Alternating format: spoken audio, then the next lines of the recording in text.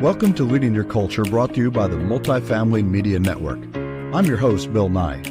While serving the United States Air Force, I was selected to attend the U.S. Air Force Leadership School, which is still the foundation for many of my leadership beliefs. That experience set me on a course for a successful career in business, consulting, mentoring, training, and speaking. In this series, my guests will come from many disciplines to discuss the most serious and at times not so serious topics on leadership and culture.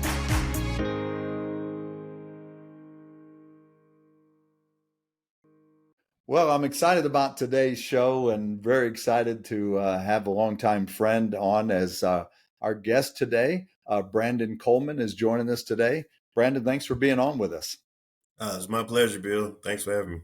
So to give our audience a little bit of a background, now, first of all, this podcast is sponsored in part by Chadwell Supply. You can see that Brandon is wearing a Chadwell shirt. Full disclosure, he works for Chadwell Supply. Not the reason he's my guest today. It just happens to be a very convenient coincidence. But the reason he's my guest today is because of our topic. So I always try to explore ideas and topics from a leadership standpoint that others aren't really talking about, but I think a lot of people are feeling and experiencing. And so today we're going to be talking about what I call the leadership code. And so why Brandon is my guest is because I'm going to do a military tie-in. And I Brandon, I think our audience will get where we're going with this as we work through the conversation. But I wanted today's guest for this topic to be a veteran like myself. And as you know, I served the United States Air Force, and you served 4.5 years in the United States Navy. And, so we have similar experiences, even though, I served in a superior branch of the armed forces. We had similar experiences. And those similar experiences are what I refer to as the leadership code. And I'll explain that to our audience in a minute. But before I do, Brandon, what got me thinking about this, and I'd like to hear your opinion on this, is that if you're active on LinkedIn, and I know you are, and you know I am, and my audience knows that I'm very active on LinkedIn, I see a lot on LinkedIn about leadership. I personally post a lot on LinkedIn about leadership. And I see a lot of really good comments, a lot of good posts. I see a lot of memes that have really good thought-provoking leadership lessons behind them. And when these things come up, and sometimes they come up by really well-known people like Simon Sinek. There's somebody that I follow that I'm really a big fan of on LinkedIn. Her name is Lauren Johnson. And these people have, Simon Sinek has over 1 million followers. I see these things go out, and I see all of this acceptance. I see people comment on it in agreement, lots of applause, lots of love, lots of thumbs up. And it would lead you to believe that if all that's true, that if all these people out there agree with this, with these leadership posts, these memes, these leadership concepts, then we must have, as a society, we must have a plethora of great leaders out there. But you're laughing because I know why you're laughing, and that you don't even have to say it, but I'm going to let you say it. You're laughing because nothing could be further from the truth. At least that's my opinion. I would have to agree with your opinion, Bill. When you talk to people out there in the private sector, when you talk to people who are employees of companies, oftentimes people who are in leadership positions who are liking and agreeing and loving and thumbs upping these leadership posts, and you talk to these people, they're miserable. So it got me thinking, we clearly have a deficit in great leaders. In fact, Brandon, one of the things I often say in my seminars is no company has ever said, we got a problem. We just have too many leaders. I don't know that any company has that as a problem where they just have too many leaders. I think every company is starving for strong leadership. So you've served in the Navy, and now you've worked in the private sector. Your experience in the private sector, has that been your personal experience? I agree 100%. So it got me thinking then about what I call the leadership code. So this is where our conversation is going to start, where you and I both, as veterans, the military leads by a code. Everything is based on a code, right? Correct. You'll hear people in the military. You'll watch movies. You'll watch movies like the Tom Cruise movie, A Few Good Men, um, and you'll hear them talking about God, country, duty, or God. The Marine Corps, they say God, country, Corps. And so when I was in the Air Force, we talked about this code that you serve God, you serve country, you serve, you serve the military. And in addition to that code of honor, there's other codes that are in place. So for instance, you and I both are keenly aware of the chain of command. Correct. You absolutely respect the chain of command, right? Without a doubt. You're walking, on a base in uniform, and you pass a higher ranking officer. What do? That's right. You salute, and you respect and honor the chain of command. And then, of course, then you have the UCMJ, the Uniform Code of Military Justice. And if you violate any provision within the UCMJ, there's a penalty to pay, right? For sure. The penalty could be, a reprimand, something as light as that. It could be jail time. It could be a loss of rank. It could lead, depending on what you did, could be time in jail or prison. Could be a dishonorable discharge, right? Correct. And so all of these things are in place to ensure that there's order and discipline and focus on the mission. But then you go to the private sector, which you've worked in the private sector. You've had great success. I think 2 years ago, you were named Community Manager of the Year by the Houston Apartment Association. So you've achieved great success. Today, you're an account specialist for Chadwell Supply, a great company. And I have no doubt you're enjoying and will continue to enjoy great success there. But it got me to wondering, in the private sector, is there a code? Is there a code that leaders are following, or even is there, Brandon, a code that leaders should be following? Am I making sense? You make clear sense, especially, they should follow a, moral or ethical code at the bare minimum. Okay. So companies will have in place their core values. What does that mean in the grand scheme of things with most companies? Positive missions or goals for the company that should be well aware of throughout the company, not just in the corporate office. Well, what happens if you have someone in your leadership on your leadership team who doesn't exemplify those values? First and foremost, that should be a no-go, because you are taking the individual over the company or organization. But you said it should be, Should be. which indicates that in your experience, that's not always the case. A high percentage of the times that is not the case. A high percentage of times. Brandon, one of the things that I found is that, okay, so you've got somebody out there. So Robert Sutton has written a couple of books, and he wrote a book. It's not an easy book to read, to be completely honest. It's not a book review, but it's not an easy book to read. But Robert Sutton wrote a book, and I don't know if you're familiar with this book, and it's called The No Asshole Rule. And it's an interesting book. What's that?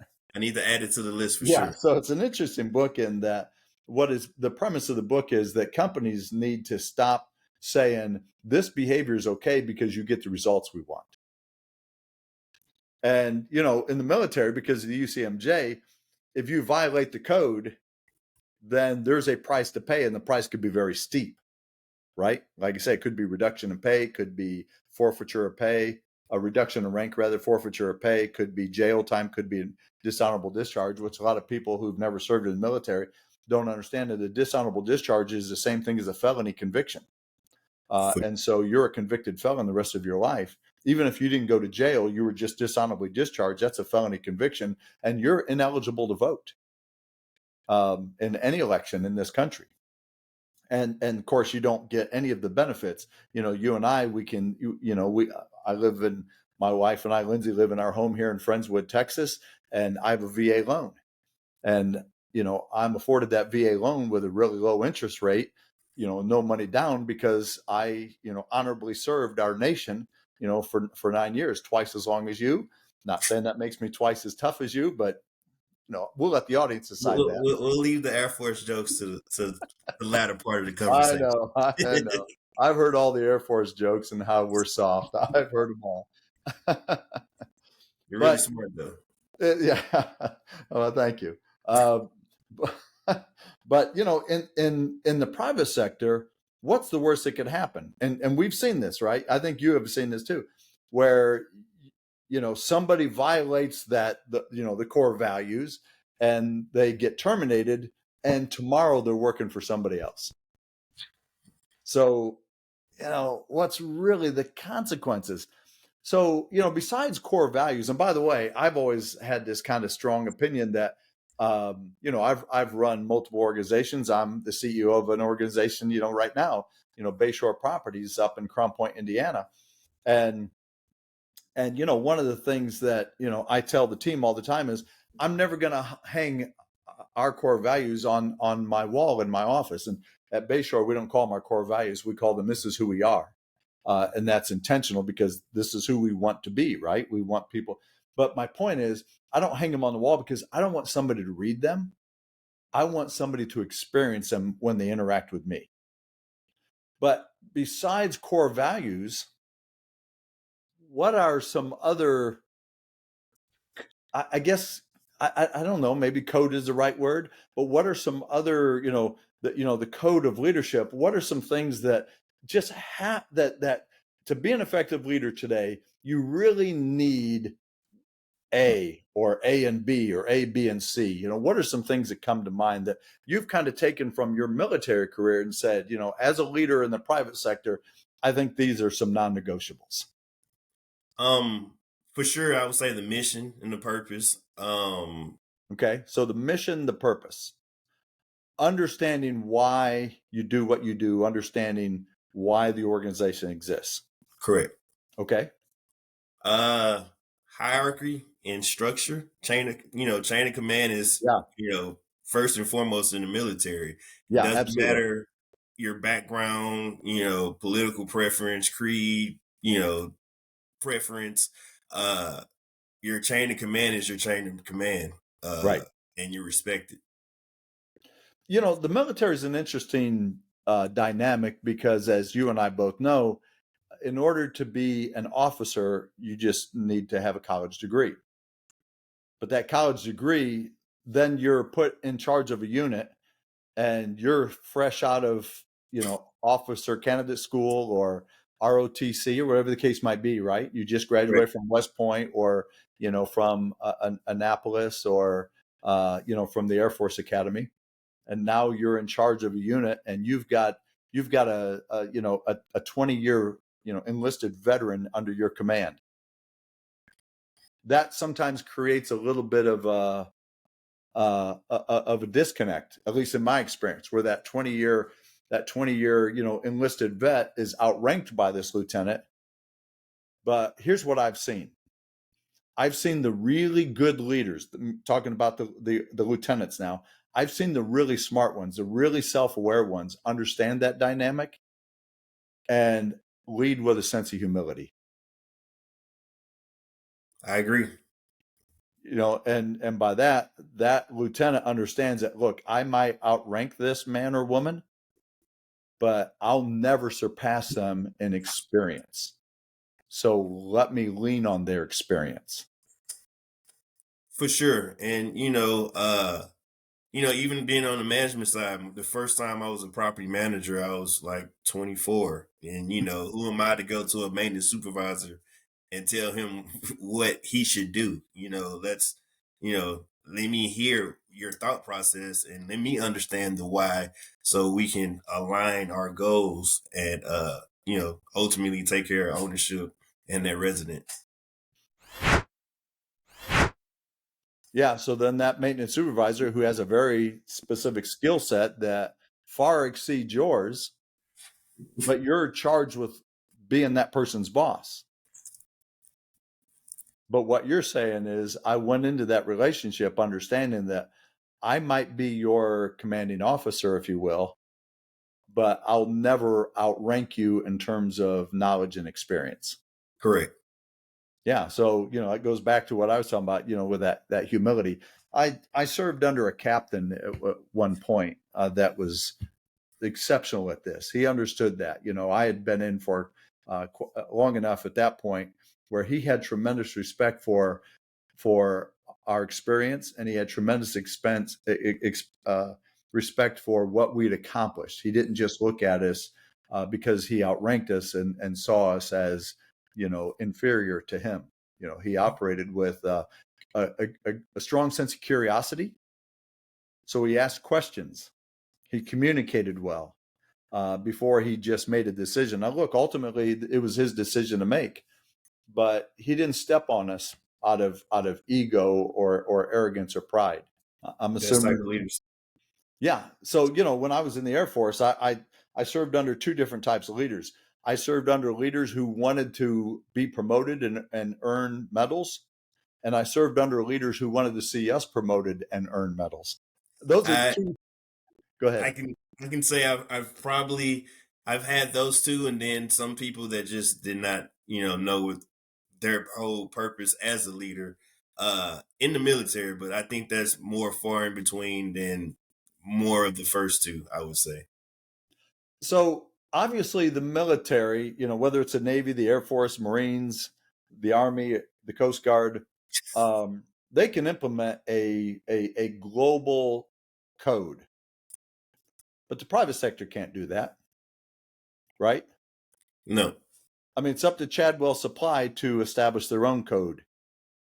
It's up to Bayshore Properties. It's up to every listener, every viewer on this podcast and the organization they work for to establish their own code. But one of the reasons I wanted to talk to you today is I was looking for somebody who has had similar experiences, and as I'm having this conversation, it makes sense that you know what, he's right. We are missing a code, and that code is like I said, those non-negotiables. So you talked about the chain of command. You talked about understanding the mission. What else comes to mind? What are some other non-negotiables that will make people, better leaders and easier for the team to trust and respect them as their leader? Um, Adaptability, being flexible, um, understanding.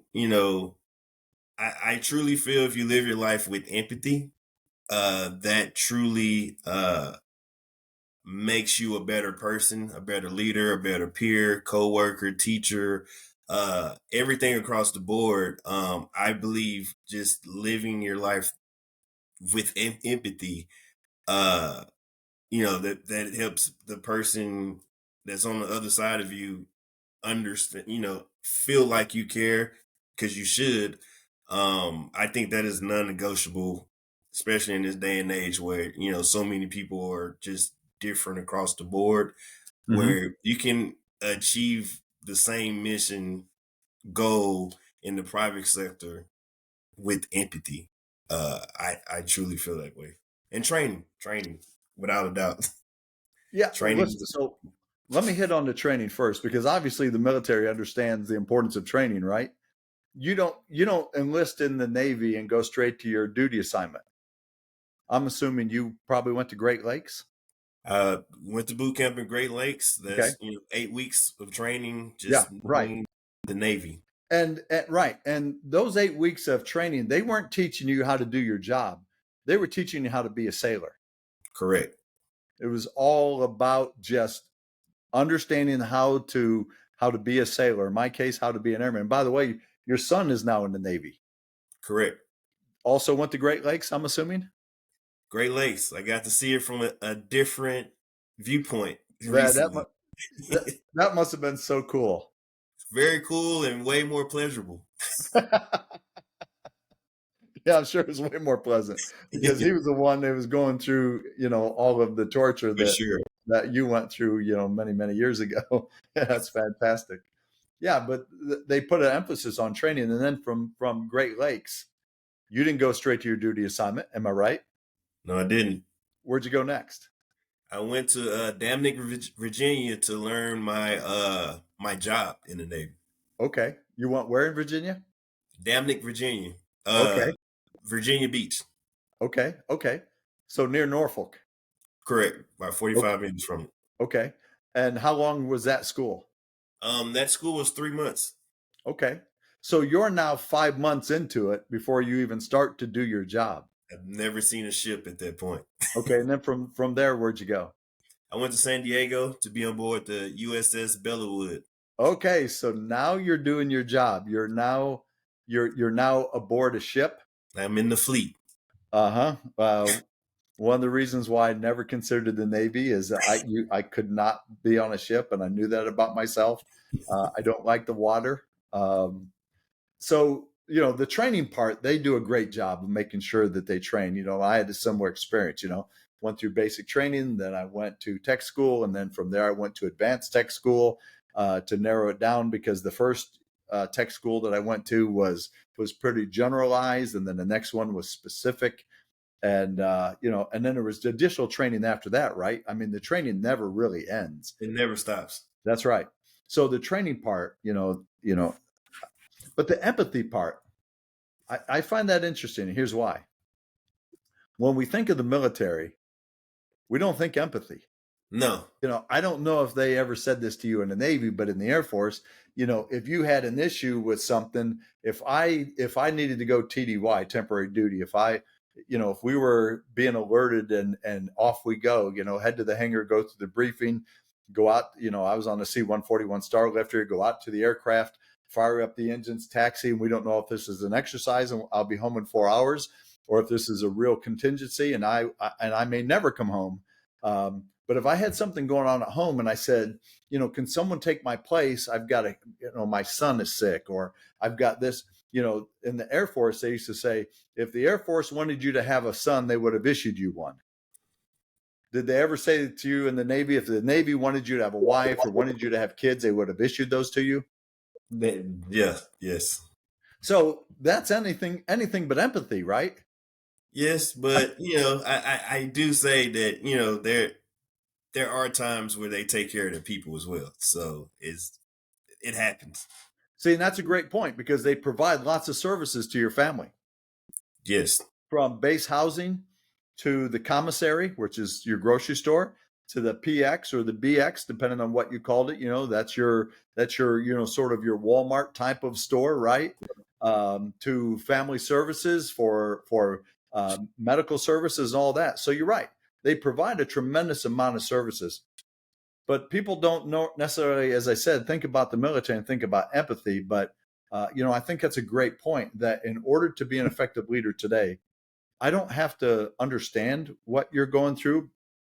Maybe I've never been through it myself, but I have to have a sense of compassion that, you get up and you go to work every day as a means to take care of your family. And so I need to be empathetic to that. Okay. Anything else that comes to mind? I mean, for sure, the high level of accountability. Yeah. You have to be, no matter what your rank is, you can be a E9, a Master Chief, Master Sergeant, Master Tech Sergeant. Mhm. You are accountable. You Yeah. can be a E1, less than a year in, they hold you accountable 100%. So in my career in the private sector, I've worked for a number of people. I could list names of people that I've worked for that they were the owner and had zero accountability. Zero. I can say what I want. I can treat people any way I want. I can act any way I want because it's mine. And that was those were the worst jobs I ever had.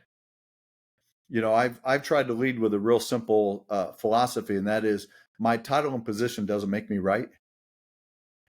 And so to me, what I'm really saying is, hey, I'm accountable. I'm accountable for how I behave. I'm accountable for what I do. I'm accountable for the decisions I make. And because I have this position, I have the CEO title, the COO title, the VP title, whatever it might be, it might make it hard for people to feel safe to step up and say, I think that's a terrible idea. I think this is the wrong decision. And so they won't out of fear. So it's my job to prove to them that that fear should never exist. It's hard to do, and Very hard. you have to prove it over and over and over. But I guess, Brandon, if I want anyone who watches and listens to this podcast, if I want them to have a takeaway, what I'd like for them to have is their takeaway to say, hey, we're not a military organization like the Navy, like the Air Force and the other branches, but we still need to have a code of leadership. That as a leader, we're going to live by a certain code. We're going to allow that code to be the guardrails for how we behave, how we treat our team. Make sense? It makes perfect sense. But I think it's up, as I said, I think it's up to every organization. Chadwell Supply, Appfolio is one of our sponsors. It's up to every organization to decide for themselves what that code is. But then I think that code needs to be one that is serious enough to keep people in check. Because I think we have a leadership shortage in this country. And I For think sure. we have lots of people who are getting up and going to work every day and they're miserable. And it's not because the job stinks. It's because they work for somebody who is making their life miserable. I agree 100%. So to those people who are trapped in those unfortunate situations, any parting advice? I don't know where I got any parting advice, because I'm never going to tell somebody to quit their job. No, I wouldn't tell anybody to quit their job, but I think any situation that I've been in that was not desirable, I did learn something what not to do, or another way to pivot, where and sometimes if it's okay to not agree with your leadership, but just be tactful about it. I've never been a disrespectful employee, coworker, peer, but it's okay to, and some people can take constructive criticism or your opinion and try to fix it, and others, don't necessarily, they listen to respond versus listen to listen. So I would just say, with those people, just stay positive. Things will get better, but learn from these bad experiences to make sure that you don't transfer that to another individual that may work for you or work with you. Mm. Yeah. Because 1,000% you can learn from bad people. So I'm taking two things away from what you just said. One, don't suffer in silence. Correct. Don't be afraid to speak up. And number two, be grateful for the lessons you're learning from these tough experiences. Without a doubt. Some of the greatest leadership lessons I've ever learned came from some of the worst people I've ever served under. And I'm grateful for those lessons. Yep. It made me a better leader. Well, Brandon, I want to say first and foremost, thank you for your service. Thank you for your. You're welcome. Thank you to your son for his service and for carrying on the legacy. What is your son's first name? Keith. Keith. So thank you to Keith for wearing the uniform and for defending our Constitution and defending our borders. We sleep better tonight knowing that men and women like Keith are out there on watch 24 hours a day all over the world. So we appreciate that. For sure. Thank you for joining me. It's good to catching up with you, and I appreciate your thoughts on this. And it's always great to connect with a fellow veteran. And I'm sure you and I will be talking again soon. To all of our listeners, thank you as always for tuning in. We greatly appreciate it. And everybody enjoy your week. And we'll be talking to you soon. Look for the next Lead Your Culture with Bill Nye on the Multifamily Media Network. Well, thank you for tuning in. I hope today's conversation left you with a fresh perspective on leadership and culture. If you enjoyed this episode, please like, comment, and subscribe. Want to hear from other industry speakers whose goal is to bring along the next generation of leaders? Then log on to multifamilymedianetwork.com, where you'll meet some of the most innovative voices in the industry.